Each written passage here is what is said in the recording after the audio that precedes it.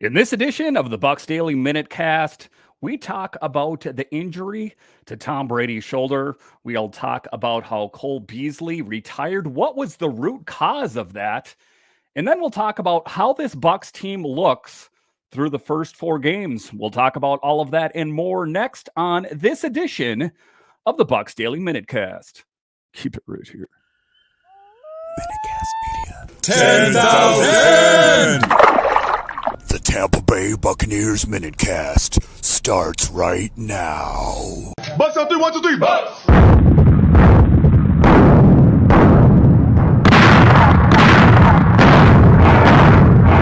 This is the Tampa Bay Buccaneers MinuteCast.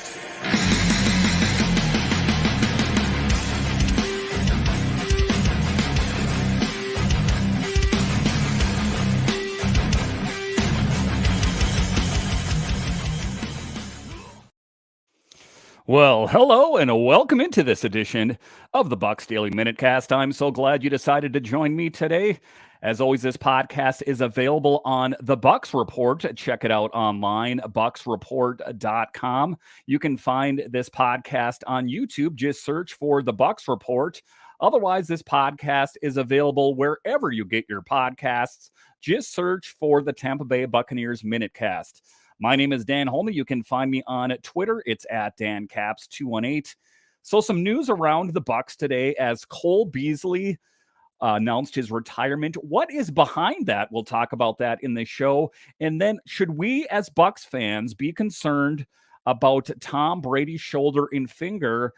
Is he going to miss some time? We'll talk about that a bit later. But first, just some news around your Tampa Bay Buccaneers. The Bucs, they've had some rough luck here as of late. And where are they through four games? We'll talk about that as well. Head coach Todd Bowles says Carlton Davis is okay while Logan Ryan is being evaluated for a foot injury. Bowles says the Bucs found something on offense with Mike Evans and Chris Godwin back in action. When you have the kind of firepower, you want to use it. And, I'm glad that the Bucs team, they're firing a bit more on all cylinders. They got two integral pieces back in Mike Evans and Chris Godwin. Ultimately, was that enough for the Bucs to pick up a W on Sunday? No, but we are hoping that they will continue to, use that firepower to their advantage. As we know, Beasley will be one of the weapons not in Tom Brady's arsenal. But, this team made it that far without him. I don't think that is that important. Head coach Todd Bowles is away from the team headquarters today for personal reason, but is expected back tomorrow. And the rumor mill is a bit swirling out there as what the root cause of that is. I guess we will find out tomorrow. Bucs quarterback Tom Brady's shoulder finger came out of late, but appears to be off today.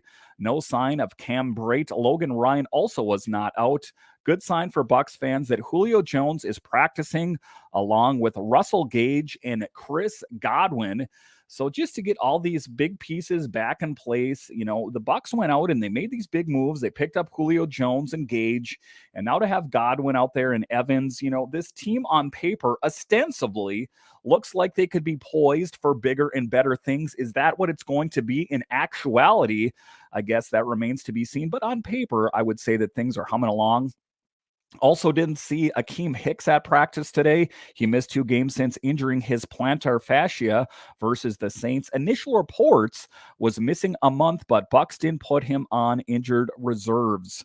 NFL spotters concluded that Bucs Cameron Brate was hit in the shoulder, not in the head. And that's another thing that's swirling out there is what is the actual answer? We heard the same thing about the quarterback of the Miami Dolphins. I think that the guy that spotted him said that he was okay. And there is some big implications here associated with these concussion spotters. And as it turns out with Cam Brate in the Buccaneers case, it was just a shoulder injury. But we wish nothing but the best for Cam Brate. Tom Brady is not practicing today. He is in a T-shirt watching. Not sure if they'll call it a rest day or cite his shoulder, which he played through Sunday after taking a hit versus the Chiefs. And this is the absolute worst thing that the Bucs could face is if Tom Brady misses any substantial amount of time. And I don't want to get ahead of myself and say that he's going to miss any time, but we really hope that Tom Brady is, in fact, still good to go. Bucs quarterback Tom Brady's shoulder finger came out of late, appears to be off today. No sign of cambrate. Logan Ryan, good sign for Bucs, like I talked about. And this is another bit of juicy gossip out there. This was something that was spoke of last season. Odell Beckham Jr. plans to visit the Giants, Saints, and Bucs. According to the Bills, Von Miller, who plays, he talks to OBJ daily. And, again, that is what was spoke of last year as well, is would OBJ on this team be the fuel that this team needs to take them over the top? As we know, this team is struggling with offensive power. Do they need an infusion of a new player on the team like OBJ to help take them over the top? A lot of the pieces are in place. You got Evans and Godwin, the two huge targets for Tom Brady. But for whatever reason, it doesn't seem like that's enough. And, we did see Tom Brady connect and score touchdowns in the last game, but it just doesn't seem like there's real cohesion on this team this year. And I think that's what this team is going to have to work on if they want to make a big push this year. Bucs wide receiver Cole Beasley has decided to retire effective immediately. His agents, Joel and Justin Turner, tell me at Mike Garofalo he is ready to be with his family after playing in 11 seasons, and it's time to be a full-time dad and husband. And we'll talk a little bit more in depth about that later in the show. But, Cole Beasley was just on this team for a short period of time. So for him to already say that he's retiring is a bit of an interesting move. Maybe he was seeing that he wasn't going to get enough playing time in there. I guess that remains to be seen, but we'll talk about that a little bit more after the break. We will also talk about how this Bucs team is doing through 4 games so far and what is going on with Tom Brady and Giselle. The rumor mill swirls around this team, doesn't it? We'll talk about that a bit more after the break. If you're listening on the audio side, this next clip is about 40 seconds, so sit tight.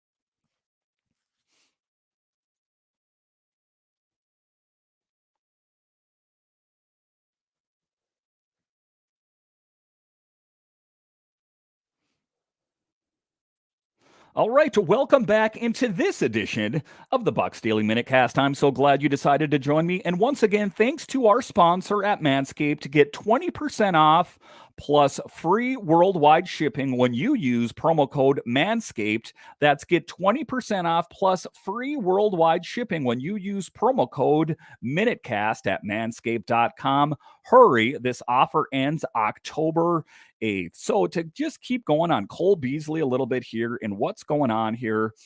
When the Bucs receiver Cole Beasley announced his sudden retirement from the NFL, citing that he's ready to be a full-time dad and husband, all eyes went to Tom Brady as the 45-year-old quarterback's marriage seems to be failing in a very public way. Many on social media couldn't help but say the same thing after Tom broke the news. Cole Beasley, it's time for me to retire and become a full-time husband and father, Giselle to Tom Brady. Giselle, girlfriend's already put this in the group chat. So this is just a bit of the rumor mill. This is from Page 6, or The Spun, rather. So it's an interesting thing, how they're always trying to correlate and talk about, the pressure. Is the pressure going to be on Tom Brady to retire? Especially if he does miss some time for whatever reason. So say that issue with his shoulder is a bit greater than at first anticipated, or the issue with his finger. Tom Brady's 45. This is his last season in the NFL. Will he continue to play through injury, if it comes to it? I mean, for all intents and purposes, he might be fine for the next game. But just to kind of go into the weeds here a little bit, would Tom Brady stick with this Bucs team if he is going to miss some time based on injury? It is an interesting question. If you take a look at some of the other players, or you take a look at Brett Favre and just some other players, injuries is what ended their seasons earlier. So it will be interesting to see what happens with Brady if, in fact, he does miss some time based on injury. And next, we will talk about Tom Brady. This is from The Athletic. Buccaneers, Tom Brady misses practice with shoulder finger injuries. And it's not the news that we wanted to hear. Buccaneers quarterback Tom Brady missed practice Wednesday with a shoulder and finger injury. He was at practice in a t-shirt and even threw at times. Brady was on the Tampa Bay Buccaneers injury report the last few weeks with a right finger injury. He revealed in a video sent to paying members of his exclusive fan club he hasn't missed or been limited in practice due to injury. The shoulder injury is a new addition to his injury status. Brady discussed it on his podcast Monday and hinted that he expects to play this week when Tampa Bay hosts the Falcons Sunday at 1 p.m. Eastern. Brady played all 64 of Tampa Bay's offensive snaps against the Chiefs last Sunday, throwing for 385 yards and 3 touchdowns in that game. Brady hasn't missed a start this season, and the Bucs are 2-2. He's thrown for 1,058 yards and 6 touchdowns against 1 interception. Tampa Bay head coach Todd Bowles announced earlier this season that Brady would take Wednesdays as a maintenance day, but the star QB has practice on both Wednesdays since the announcement. And, that is Tom Brady going out there and doing Tom Brady things. I think that he didn't like the way that made him look in the public eye, like he wasn't up for it. So it is going to be interesting to see, in fact, what happens with Brady. Like I said, if he does miss some time, will he hang it up? Will he retire again? Let's hope not, because this Bucs team, with Gabbert and Trask, or say, as bad as this team is right now, minus Tom Brady, they've got a lot worse. So in this next segment here, we will talk about the Bucs and how they look through 4 games. This story in The Athletic. You can spin that as their worst start ever with Tom Brady as quarterback. And it's true. They started 3-1 each of the last 2 seasons en route to a Super Bowl win and then a divisional round loss to the eventual champion Rams last season. But it's probably where we thought they would be. These first 4 games look like a nasty month back in the spring when the schedule came out. Then you add in another rash of injuries, and a 2-2 seems fine. Yes, if you take away a fumble or add a red zone stop against the Packers, they could be 3-1, but you could just as easily have the Saints game end differently, and they're 1-3. And you can go crazy about this. If this happened, if that happened, if the Bucs had Ryan Jensen, could they have a perfect record so far? There is a lot of inconsistency and not a real cohesive unit out there on the field.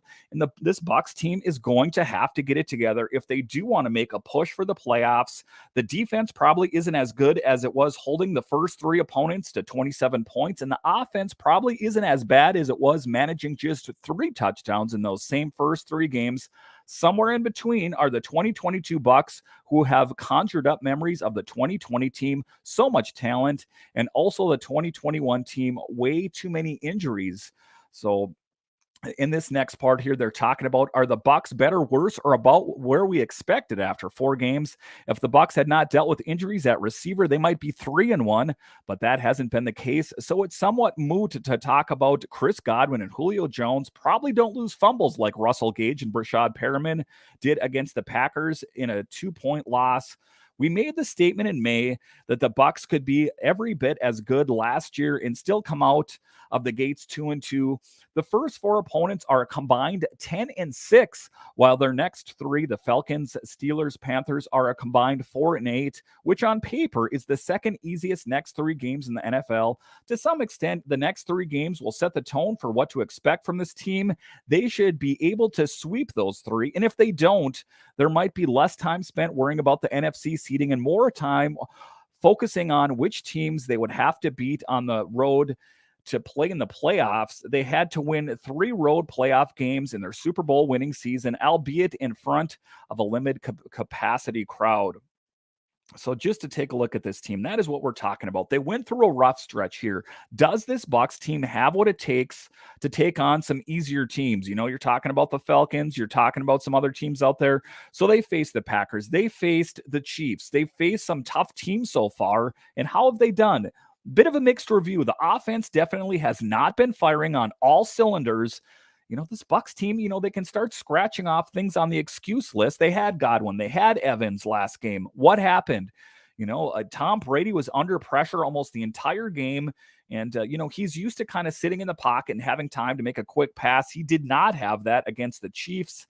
This Bucs team has really got to step up the pace if they want to have any chance of, making a push to the playoffs or a Super Bowl. Do they have what it takes?